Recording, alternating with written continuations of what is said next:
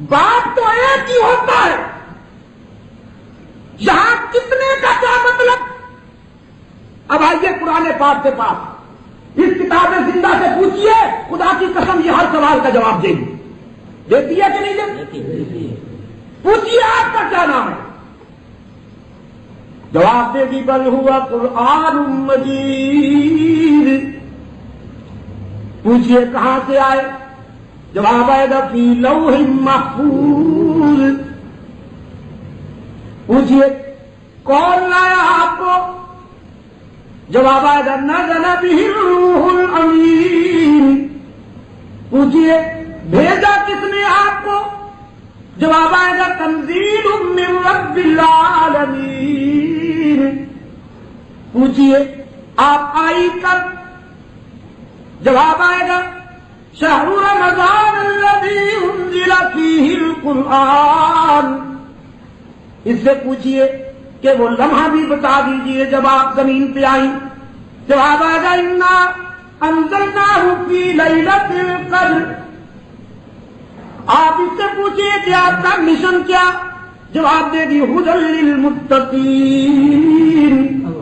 آپ اس سے پوچھیے کہ آپ آئی کس کے پاس، وہ کون سا سجیلا، وہ کون خوش نصیب ہے جو جس پر تو آئی، جواب دے گی نزل علی محمد وہو الحق۔ میں حق و صداقت کے بین الاقوامی نشان محمد عربی پر اتاری رہی ہوں صلی اللہ علیہ وسلم الف الف مرۃ بعدد کل ذرۃ۔ یہ تو ہر سوال کا جواب دیتی ہے۔ آپ اس کتاب زندہ سے پوچھیے انبیاء کتنے ہیں، رسول کتنے ہیں، صالحین و صدیقین کتنے ہیں، شہداء کتنے ہیں، اتقیاء و اولیاء و اصفیاء کتنے ہیں، یہ ہنستے مسکراتے ہوئے آپ کو جواب دے گی۔ لیکن اگر آپ قرآن پاک سے پوچھیں کہ انسانی جبین کی نیاز مندیوں کے لائق کتنے، ہر جگہ ہر وقت موجود، سب کی دعا پکار سننے والے، نظر و نیاز اور منتوں کے لائق سجدے کے قابل کتنے ہیں، تو قرآن گرج گرج کے کہے گا دنیا میں تیرے باپ کے سوا اب بھی کوئی نہیں، اور اس اکیلے کے سوا رب بھی کوئی نہیں۔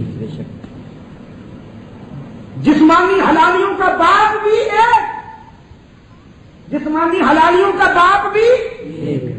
جواب ڈھیلا دیا آپ نے، یہی تو جواب تھا جو پرجوش ہونا چاہیے۔ جسمانی حلالیوں کا باپ بھی اور نظریاتی حلالیوں کی زمین کے لیے آستانہ بھی ایک۔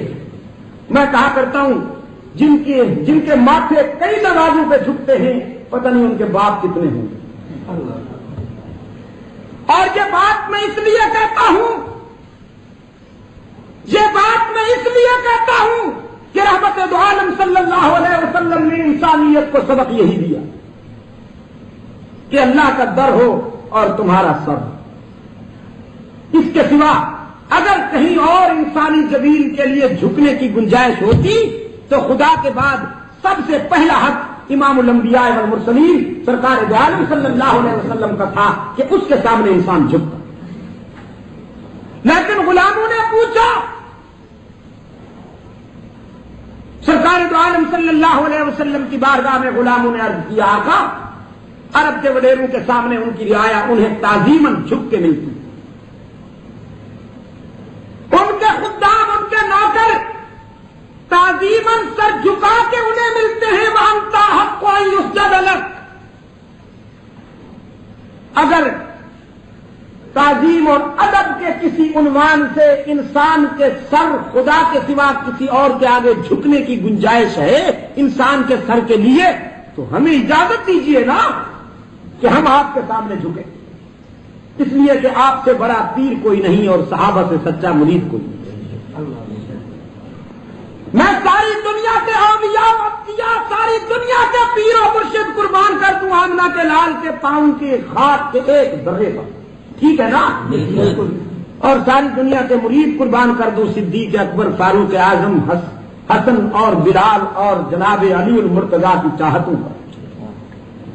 ہے کوئی کملی والے سے بڑا پیر اور ہے کوئی صحابہ سے سچا مرید؟ تو سچے مریدوں کے اس سوال پر سچے پیر کا جواب سنو. فرمایا لو كنت آمر احدا ان يسجد لاحد لامرت النساء ان يسجدن لازواجهن. اگر میری شریعت میں لو كنت آمر، میں اگر، بعض حضرات کہتے ہیں حضرت یوسف علیہ السلام کے بھائیوں نے سجدہ نہیں کیا تھا. کچھ دوست کہتے ہیں کہ حضرت آدم علیہ السلام کو سجدہ نہیں ہوا تھا. میں ان سے کہتا ہوں عزیز دوستو، ہم نہ حضرت یوسف علیہ السلام کی امت ہیں، نہ ہم حضرت آدم علیہ السلام کی امت ہیں. ہم پابند ہیں رحمت للعالمین کی شریعت کا. ٹھیک ہے؟ حالانکہ وہ کسی اور عنوان سے اللہ کی منشا تھی کہ انہیں سجدہ کرایا گیا. ہمارے لیے یہ گنجائش نہیں ہے کہ ہم اپنی مذہبی زندگی کا جواب ڈھونڈنے کے لیے حضرت یوسف کا دروازہ کھٹکھٹائیں یا حضرت آدم علیہ السلام کا دروازہ کھٹکھٹائیں. ایک اور صاحب فرما رہے تھے کہ حضور علیہ السلام کو فلاں مقام پر اونٹ نے سجدہ کیا. تو میں نے کہا پہلے اونٹ ہونا